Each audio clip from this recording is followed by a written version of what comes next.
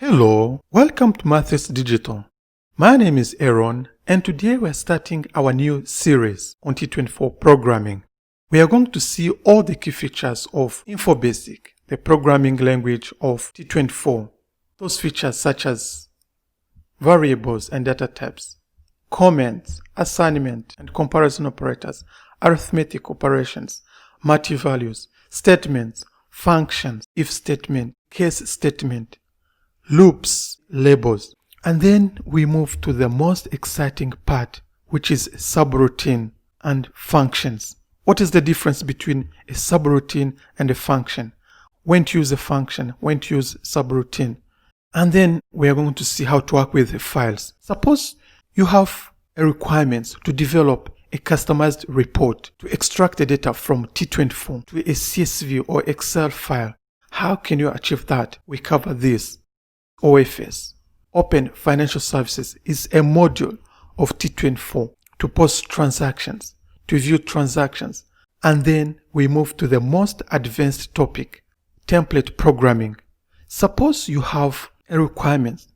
It is a new product you want to develop, and there's no core functionality in T24. How can you build your own module in T24 to expand the functionality? And then we move to the integration. Suppose you have internet banking or mobile banking or any other system which you want to integrate with T24.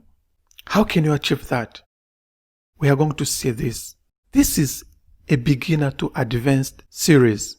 Make sure you stay tuned. For that, please consider subscribing if you haven't, to make sure you never miss any of these updates.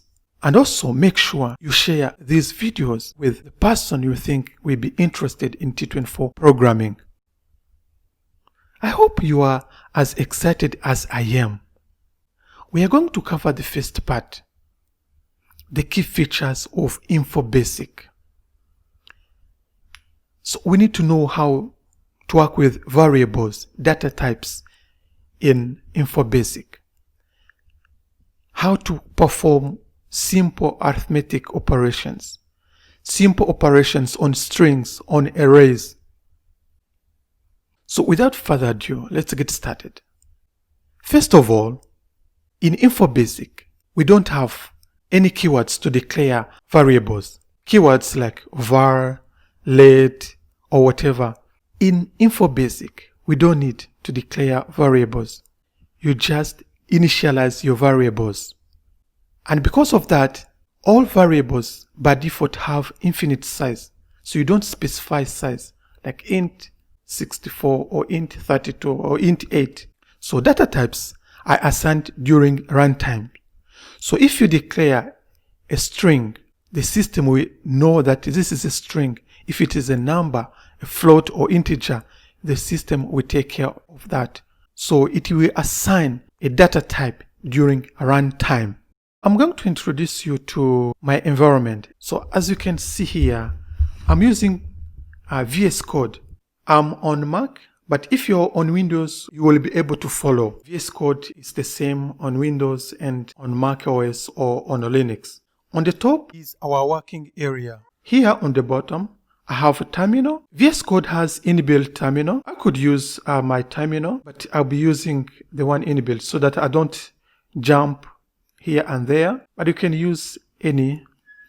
So to access your terminal, go to on the menu terminal and net new terminal, or shift and tilde, and then it's going to open terminal. As you can see, I've split. You can click here to split your terminal, but I need to just two. So I'm going to close this one. And on the left here, I have T24. Okay, I type BK to go back. So this is T24. We'll be running our programs here.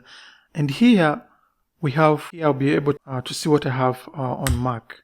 As you can see, I'm on this folder at T24 dev.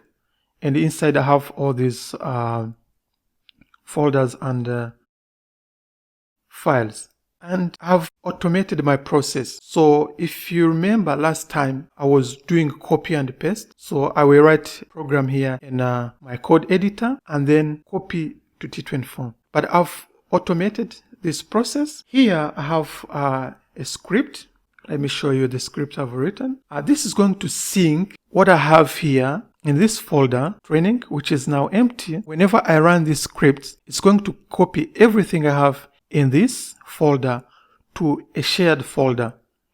So I've created a shared folder on my server, and then I mapped it to my client machine. So as you can see here, I have my server. Is the IP address of my server, of my T24 server, and I've created a shared folder and then mapped this shared folder to my Mac. So what the script will do, it will copy everything here to this location, shared folder.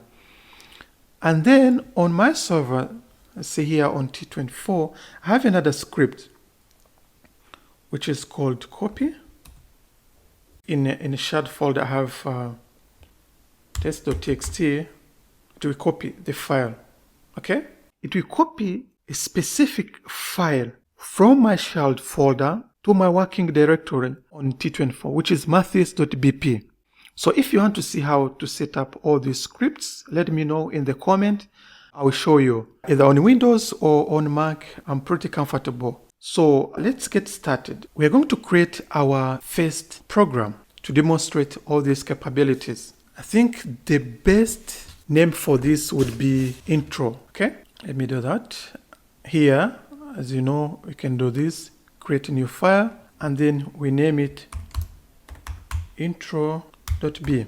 Sweet and short. Let me also split this because I want this documentation to be here and our program to be here. So if you've been following along, you know that working, we see, we write program and then the name of our program.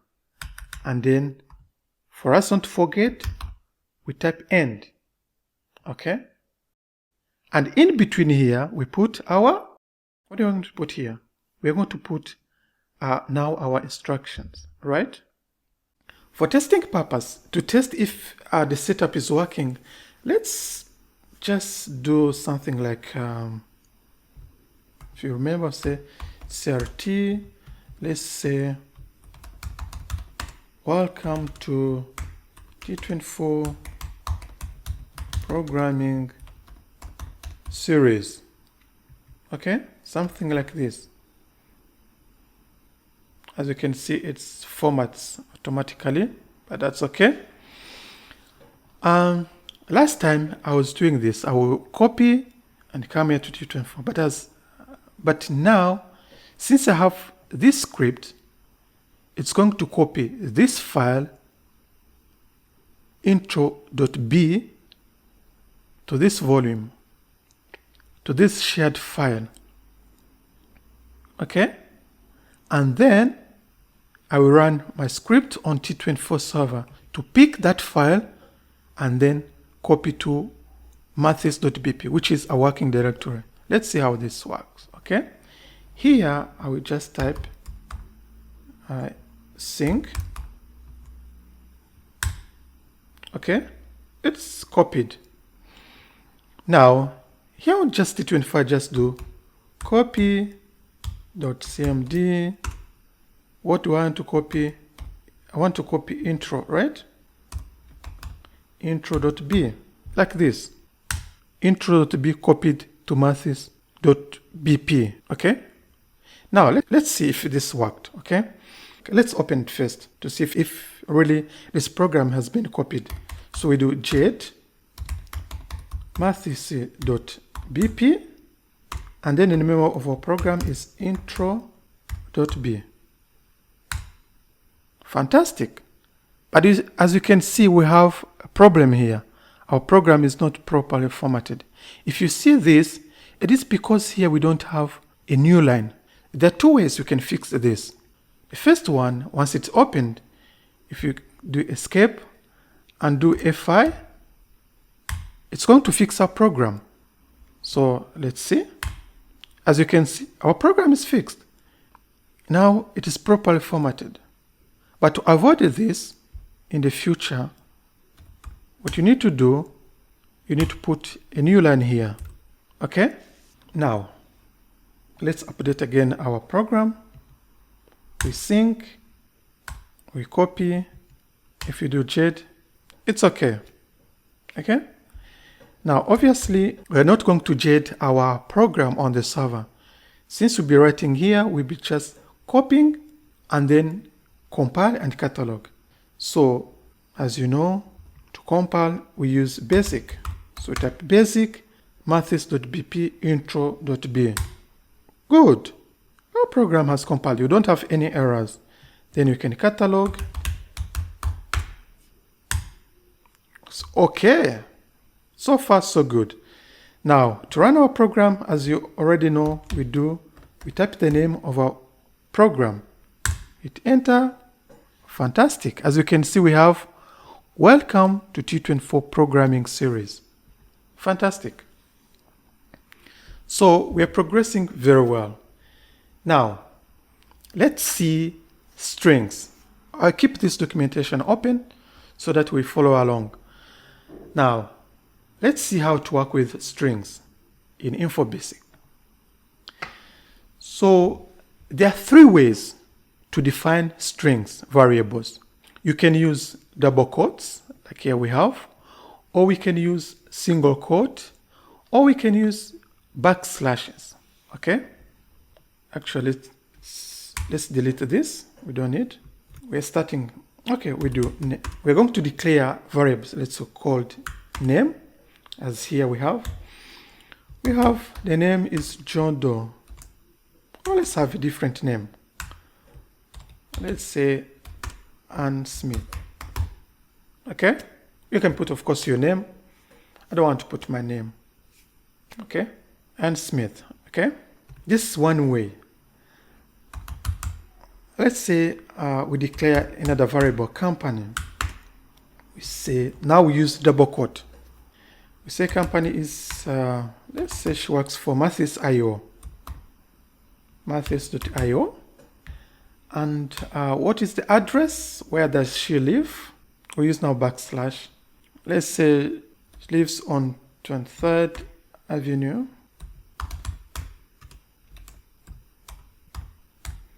$7. If you have double quote or single quote, you can use backslashes. Okay, so all these are strings. Actually, I've just realized I didn't type name, I typed name. So we have name, we have company, and we have address. Now we can print this information. Let's print it nicely. We say, let's say name, we print company, and we print address. Okay, we save our program. We just type sync, it's synced, and then we copy, we compile, no errors, we catalog, and we're going to run our program. Boom. As you can see, we have Ann Smith, Mathis.io, 23rd Avenue, $. Fantastic. Now, let's see which operations we can perform on strings. We start with concatenation. Let's print a good message out of these variables. For example, I might say my name is, and then I put name variable. I work for, and I can put a company. And let's say I live on this address. Okay? As you can guess, this is going to print what? My name is Ann Smith. I work for Mathis.io, and I live on this address. Right? Let's see. Sync. It's okay. We copy. Fantastic. Catalog as well. And then if we run our program now, fantastic. Say, my name is Ann. I work for Mathis.io. I live on 23rd Avenue, $. Fantastic. Now, let's see how to do string slicing. Slicing is when you take a piece of a string, meaning we are going to cut our string into pieces. House number, I'll get it from address, and I'm going to select the first two characters. So I do 1 to 2. So the index starts from 1. So I take 1 to 2. Then I would say street. We count from here 1, 2, 3, 4. Our street starts from 5. Then we write address starting from 5 up to 1, 5, 6, 7, 8, 9, 10, 11, 12, 13, 14, 15, 16, 17, 18, 19, 20, 21. Let's do CRT street.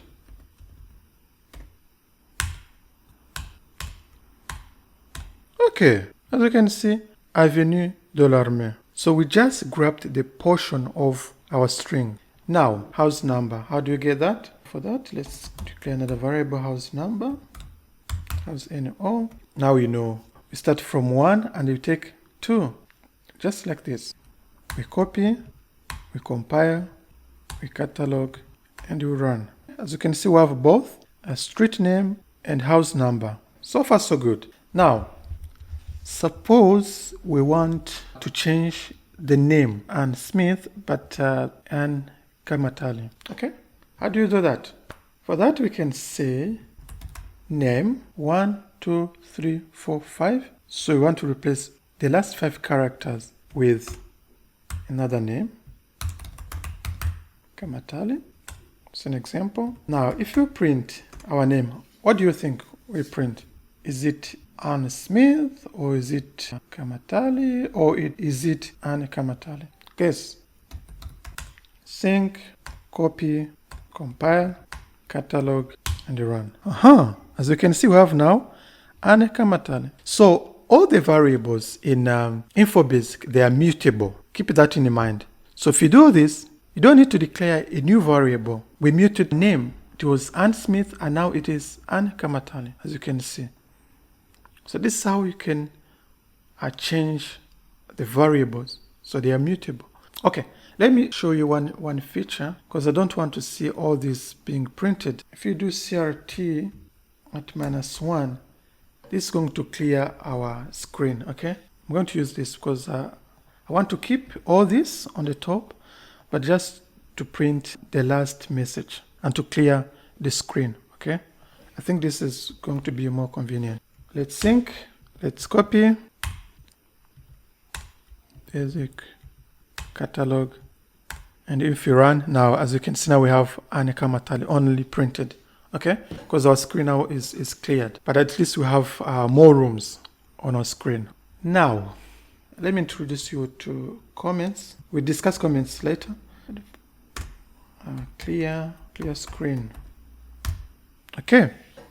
So far we've seen how to define strings, how to do concatenation, how to slice our strings using indexes, but you can also use negative index, by the way. Let me show you. Now, how do we work with the negative index? We want to remove this dot. So we count -1 and -2, -3, and then we take one character. It's going to be this, and we are going to change it to blank. Okay? Let's print this message again, okay? We sync, we are going to copy, compile, catalog, and run. As you can see, my name is N. Kamatali. I work for Mathis, Iowa with that dot. But we might need to use some inbuilt functions to do some manipulation of strings. As you have seen, I was struggling to count how many characters here I have. Let's see how to count address is of, okay, we compile, we catalog, and once you run, you see, okay, if you run, fantastic. So you see my first name is Ann and my last name is Kamatali. Great.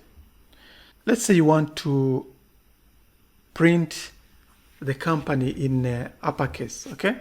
Let's do that. I'm going to change just here, company function, which is called uppercase, which takes one argument, as you can see, expression. Sync, copy, compile, catalog. If you run, as you can see now we have Mathis.io in capital.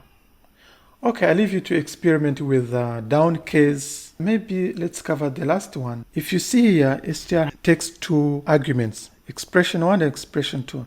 Expression 1 is what we want to duplicate, and expression 2 is how many times we want to duplicate. Okay, we want to duplicate our first name,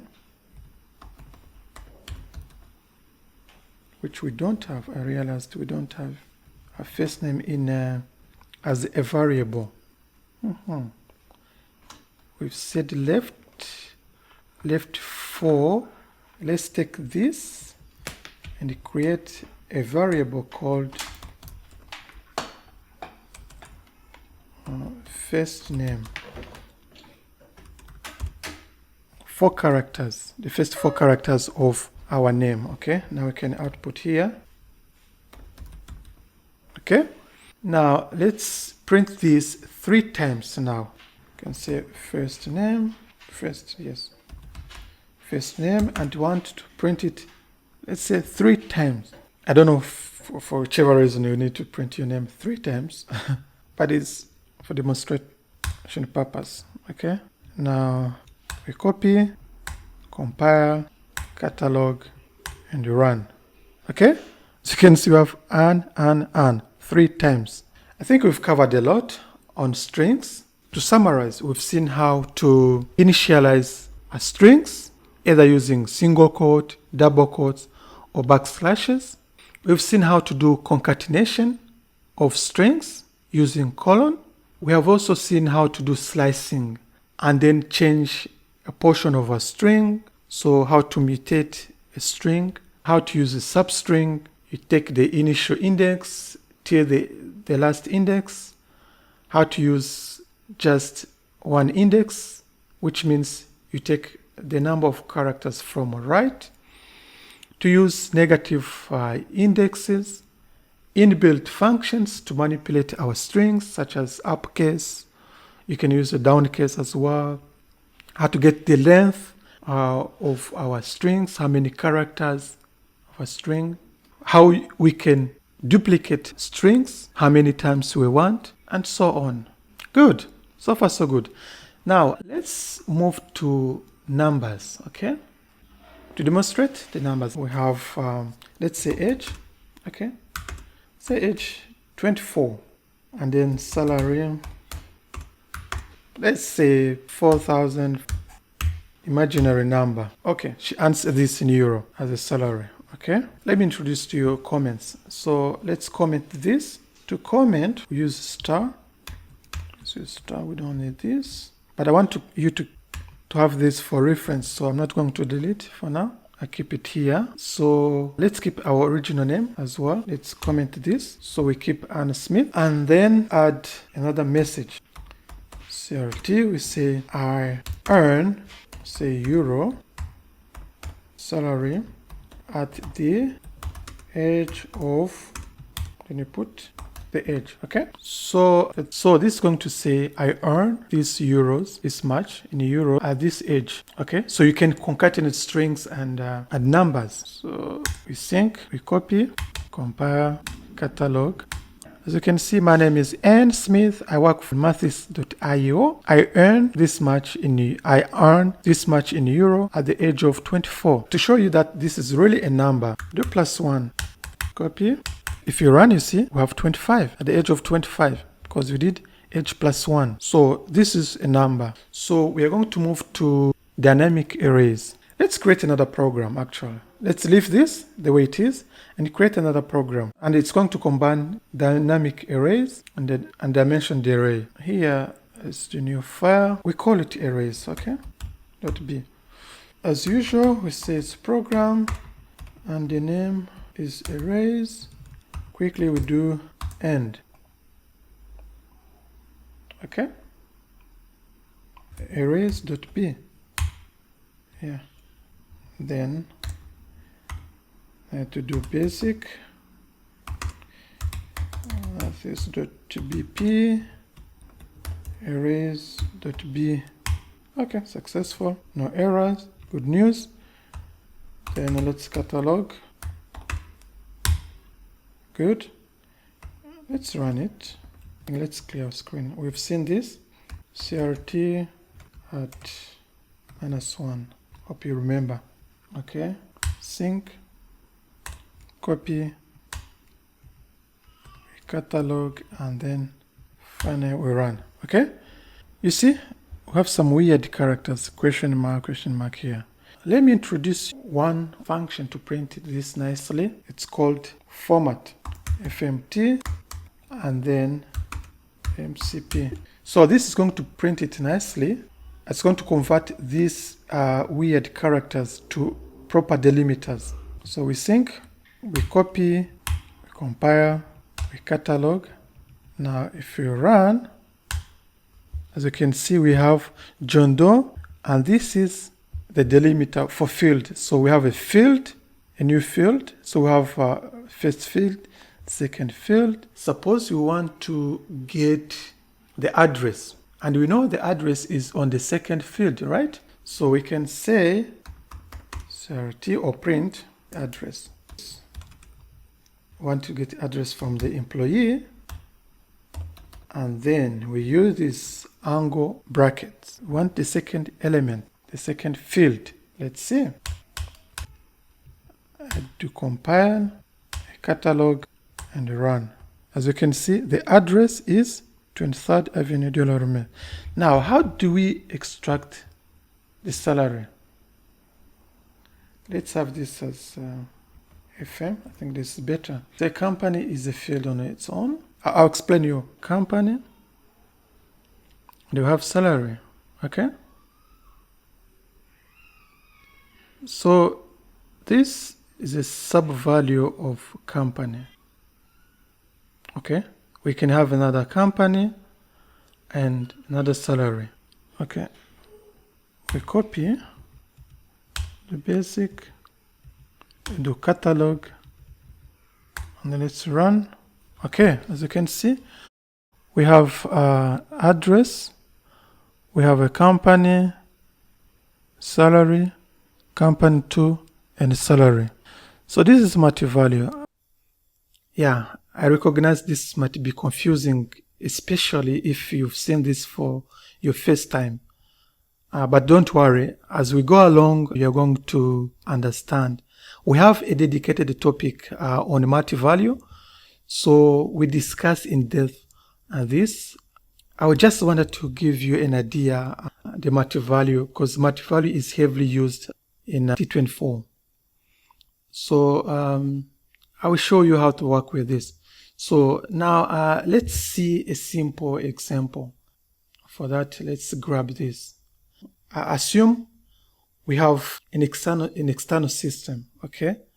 And this is going to be our wallet.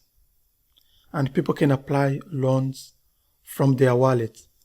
And then the wallet system generates a CSV file with delimiter as a star, okay? Here we have the request number, the name of the customer, the currency, the amount they have requested. Maybe this is a mortgage because 240 terms. These are 20 years. And then the rate. Okay. So they have submitted this request. So this is a string. But if you're going to process each piece of information, T24, you need to split this, and you need to store this information into separate fields, where this is going to be a request, the ID of the request ID, and probably this is going to be the name of a customer. This is going to be the currency, the amount, periods, and the interest rate. Okay. For that, we need first to convert our string into an array, a dynamic array. So as you can guess, we need to use a function or a statement called convert. Okay, we type convert. See, as I'm typing here, I have two proposals. One is a function which takes 3 parameters. Parameter number 1 you can read it for yourself, is a string which conversion we apply to. So this is our string. The second one is the character we want to translate. So we want to translate this star to what is the argument number 3. But we can also use the statement, and expression 1 is what we want to convert to what in which. Let's start with the statement. Okay, let's start with the statement. Okay, when you convert, what do we want to convert? We want to convert star to what? To, not a string again, but to field marker. Okay, in what? In our loan request. Okay, as we've seen, variables in T24 are mutable, so we don't need to create another variable to store this new string. We can just work like this. So this is going to change all the stars in this string to FM. Let's print this. We've seen how to print a formatted string. Actually, let me grab this. I can use CRTs, okay? Or print. I want to format my new string, okay? But now this is an array. It's no longer a string, but it's an array. So let's see. We save. We sync. We copy.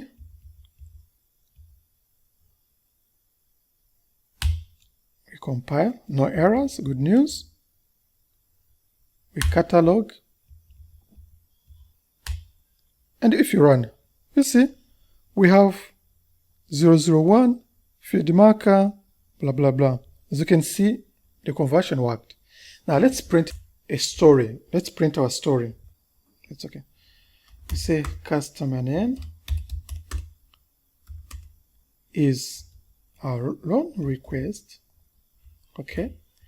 We take which one? The second.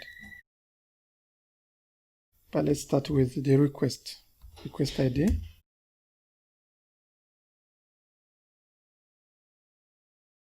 The second is going to be our third one. Okay. And amount is going to be the fourth one. And terms or periods, how they call, is number 5. And iterate is now number 6. Let's verify. We have 1 is the request ID, 2 is customer name, 3 is the currency, 4 is the amount they're requesting for, 5 is the terms, 6 is the interest rate. Okay? Now let's print a story out of this. We can say print OCRT. We say customer, this customer, okay, requested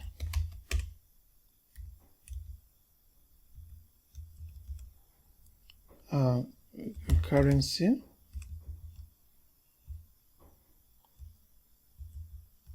we add a space, then amount,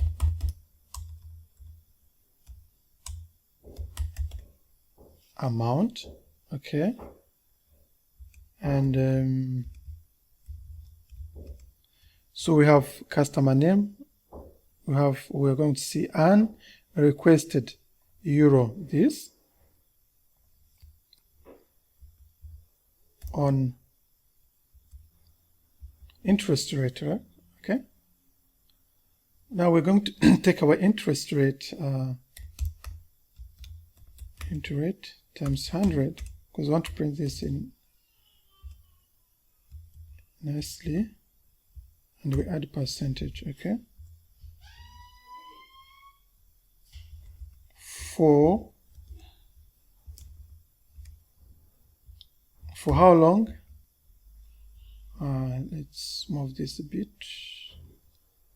For period terms, we need to divide by 12. Okay. Yes. Okay, let's see if our story. Let's see how our story sounds. So we have customer requested this much on this interest rate for how long? For this many years. Okay. Let's see if this is going to work. Okay. We copied successfully. It's good news. Basic, no errors. Let's catalog. Let's run. Wow, it worked. So we have requested this much in euros on 3, but we didn't print percentage, sorry. So there's a typo error here. And we have too many characters here. Okay. We have copy, we compile, we catalog. Oh, great. You see, we have requested this much on 3.5 hours for 20 years. Great. Congratulations. As you can see, this is very useful. If you want to post, you can post. Later in the course, we see how we can post this. In T24, we'll be reading such information from a file. We translate them into dynamic arrays. We assign variables and then formulate an office string which we post.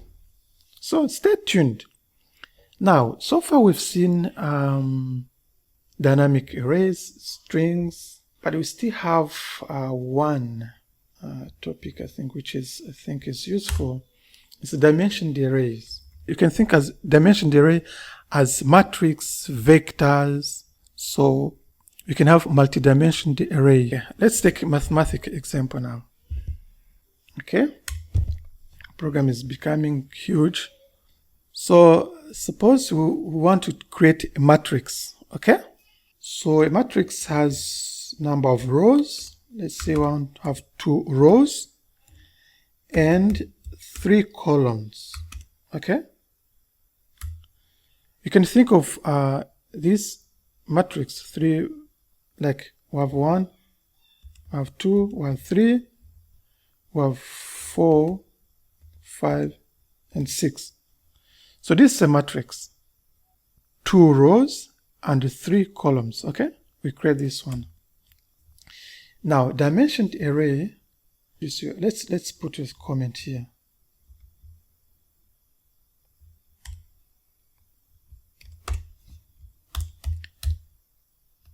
Dimensioned arrays. Okay, now dimensioned array needs to be declared. You define a dimensioned array using a keyword called dim, and let's call it for simplicity purpose called RR, which comes array. Okay, and we have our rows and columns. Okay, this is what we have. We have our dimension array 2 by 3. Let's assign values to this array. So contrary to the dynamic array where we access index using angle brackets, for dimension arrays we use parentheses. Okay, so we say array 1 1, meaning the first element, because this is a matrix. Okay, the one I showed you. Let's duplicate this. We're going to use for loop. Let's say for R stands for row from 1 to rows. Okay, we need to do next R. So next R. Okay, so what we have said, we want to loop from row number 1, from 1 to the number of rows number 2, from 1 to 2. Okay, then we'll be moving to the next. Inside this loop, we want to loop through the columns. Okay, because remember it's a matrix. Now you do for C also equals 1 to columns. Okay, we do next C. Okay, so we have a nested loop. Now inside here we want to print what? We want to print our array. So it's going to be array row and column. Okay, but this we print 1 2 3 4. What we want is to print it nicely. Okay, let's give it a shot. Okay, I see which improvement we can make. Let's copy, compile, catalog. Boom, see? We have 1 to 6. Now, what if you want to print it as a matrix? The one I showed you. So for that, we can use again at variable. And we say from which column and which row. Okay? Obviously, it's going to be printed from 1. Let's say if this is going to be our screen, okay? This is going to be 0 0 0 1. It's going to move to 1 1 1 1 here, 1 2 1 3, and so on. Okay, let's see. We sync, we copy, we compile, we cut. Boom, and we run and see we have now a matrix. Okay, so now you know how to work with for loops, how to use at a variable. We've seen here clear screen and how to position the cursor. Let's see some other functions we can use, some useful functions we can use. Suppose you want to convert our dimensioned array into dynamic array. For that we can use an inbuilt function called matBuild. Okay, so meaning we want to build a dynamic array from a dimensioned array. Okay, this is what it says. It is a statement. Okay, and you can see how it is used. So let's say now it's going to be array number 2. Okay, from what? From array. Okay, because this is the array we have. Using what? Let's say this is the delimiter we want to use. Let's say I want a delimiter to be space. Okay, so let's print. If we print our array number 2, so we're going to see 1 2 3 4 5 6. Okay, such array. Now let's sync. Yes, we copy, basic, catalog, and let's run. Oh, as you can see, it has worked. Suppose now we have this dynamic array and we want to convert it into dimensioned array. Okay, now the other way around. How can we do that? Let's say this is going to be array number 3. And now let's say we want to have 3 by 2. Not like the initial one we had, we have 2 by 3. Now let's say we want 3 by 2. Okay, it's going to be 1 2, then 3 4, then 5 6. Now for that, what we do matParse. If you hover, how it is used. Now matParse, the name of our new array is array number 3, And then from what? We are going to get it from array number 2. Now, using what? Because you need to specify the delimiter. The delimiter here we have is this, okay? Use the same delimiter if you want to convert. If it's a star, you use the same star. If it's a FM or VM, use the same delimiter, okay? Now let's print this to see what's going to print. Array number 3. Let's say we want which. Let's print 3, 1. You see. What do you think it's going to print? Because we have 1, 2. This is 1, 1, 2, 1, and so on. 3 by 1, it's going to be 5, right? We should print 5. Because we have 2 elements per row. On the third row, we have started by 5. The second element is 6, okay? Let's see if it is true. Copy. Basic. Catalog. Okay, correct, you see. Now, I think we can stop by here today. Okay, now there are different ways of you can use to comment your code. We've seen this one, inline comment. So we have it here, we have it here, we have star. But you can also use rem. Let's say if you don't want this statement to be printed, we could do rem, okay?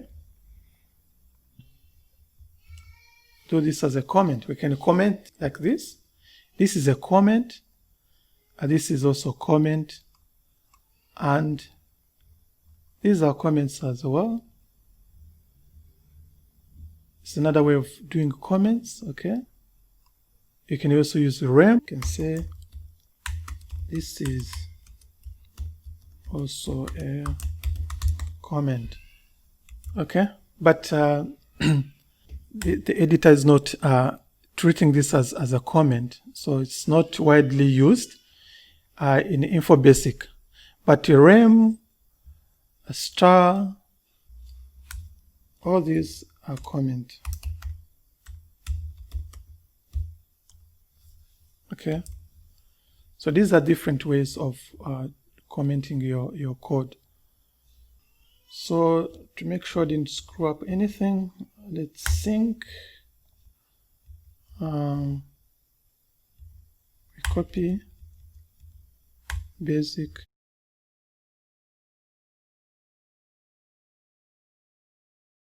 And run, okay? As you can see, our program is still running. Let me conclude by thanking you for having taken your time to watch this video and having embarked on this journey of learning T24 programming with me. Hope you have enjoyed watching this video and you are ready to start practicing all the concepts we have seen today. Please let me know in the comments if you have any particular topics you want me to cover in this series. Make sure you subscribe if you haven't to keep me motivated to do more videos like this. Share and like this video. Thank you again. See you next. Bye bye.